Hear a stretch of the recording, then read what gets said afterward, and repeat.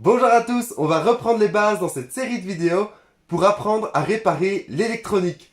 Comment fonctionne un composant, à quoi il sert, comment le tester, ça veut dire quoi bonjour à tous? Pour ce premier épisode, nous allons parler du condensateur.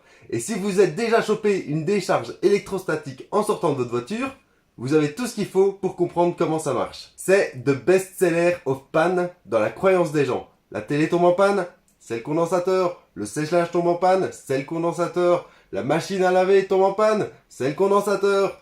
Les signes astrologiques ont prédit de la merde, c'est le condensateur. Enfin, de toute façon, il y a que les sagittaires pour croire en ces conneries. Enfin, c'était la belle époque. Maintenant, les condensateurs tombent de moins en moins en panne et sont de plus en plus fiables, au détriment de la société de consommation et des industriels. Ceci dit, ils tombent encore en panne et ça c'est vraiment cool pour moi, parce que je vais gagner de l'argent en faisant des vidéos pour apprendre à réparer. Enfin, si je trouve un sponsor, un jour. Le condensateur permet de stocker de l'énergie, un peu comme une batterie. Quand il y a assez d'électricité, il charge, et quand il n'y en a pas assez, il se décharge. Il est d'ailleurs bien plus efficace qu'une batterie, mais, de par sa conception, il ne peut garder que très peu d'énergie.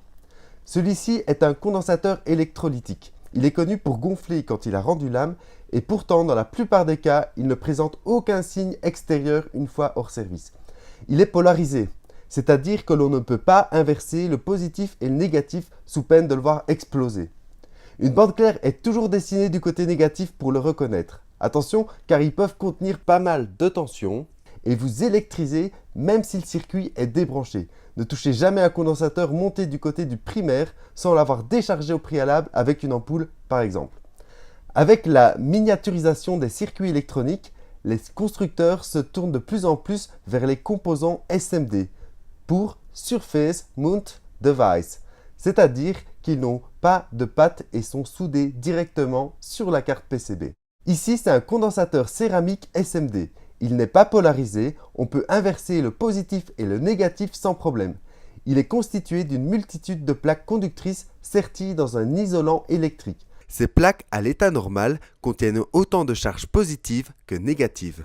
Et donc aucune tension mesurable avec notre multimètre. Lorsque le condensateur est alimenté par une source électrique, il vient stocker des charges de polarité similaires. Si la tension diminue, le condensateur va réguler la tension grâce à son stock d'énergie électrique disponible. C'est le même principe qui agit lorsque l'on se fait électriser en sortant d'une voiture. Les roues jouent le rôle de l'isolant, la carrosserie en tant que conducteur électrique et le conducteur en tant que conducteur électrique aussi.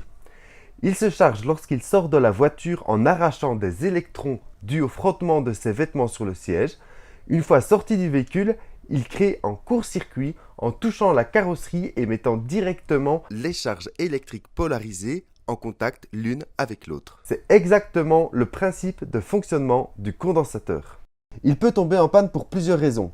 Si l'isolant a un défaut ou que les plaques se touchent, il va provoquer un court-circuit une fois sous tension. Avec un multimètre, en mode bip ou en mode home, on va pouvoir détecter une résistance aux bornes de ce dernier, alors qu'elle est censée être infinie vu que les plaques ne se touchent pas. On peut aussi révéler quel condensateur pose problème en injectant du courant dans un circuit électronique. Celui qui va se mettre à chauffer est le coupable. Le condensateur peut aussi perdre en capacité sans avoir de court-circuit. En cas de défaut de l'isolant, suite à un choc ou de l'humidité, les électrons peuvent passer d'une plaque à l'autre sans que celle-ci ne se touche. La capacité sera donc réduite et le condensateur ne jouera plus son rôle. Les plus anciens condensateurs utilisaient du papier comme isolant. Ils finissaient tous par absorber l'humidité ambiante et donc perdaient en capacité par défaut d'isolation des plaques. La capacité du condensateur se mesure en farad. On peut la tester avec le mode capacimètre du multimètre, mais sans datasheet ou inscription sur le composant, impossible de connaître la valeur attendue. Ok, on va passer aux pratiques pour vous montrer son utilité en conditions réelles. J'ai programmé un petit microcontrôleur de type Arduino pour générer un signal électrique instable qui s'allume et se coupe sans arrêt. J'injecte donc le programme dans l'Arduino, j'y ai relié mon oscilloscope ainsi qu'une LED. On ne distingue aucun scintillement de la LED à l'œil nu et pourtant on peut apercevoir le signal carré généré par le microcontrôleur sur l'oscilloscope. Le signal se coupe et se rétablit tellement vite que l'on ne voit absolument rien sur la LED. Elle n'est pas sensible à ce genre de signal, mais certains composants seraient incapables même de s'allumer avec un tel signal. Ok, je vais donc relier le condensateur aux pattes de la LED. Le signal se stabilise et on obtient un signal linéaire. C'est exactement le principe d'une alimentation à découpage. On part d'une tension élevée que l'on va hacher. On place derrière une bobine et des condensateurs pour réguler le courant et la tension. On retrouve ce système souvent nommé buck converter dans quasi tous les circuits électroniques, ordinateurs, smartphones, etc. Le condensateur a encore beaucoup d'autres utilités, que ce soit en tant que filtre, en tant qu'oscillateur, mais on a encore plein d'autres composants à regarder avant de rentrer dans les détails. Merci d'avoir regardé la vidéo, j'espère que ce nouveau format vous plaît, mais surtout vous avoir donné envie d'apprendre à réparer vous-même vos appareils.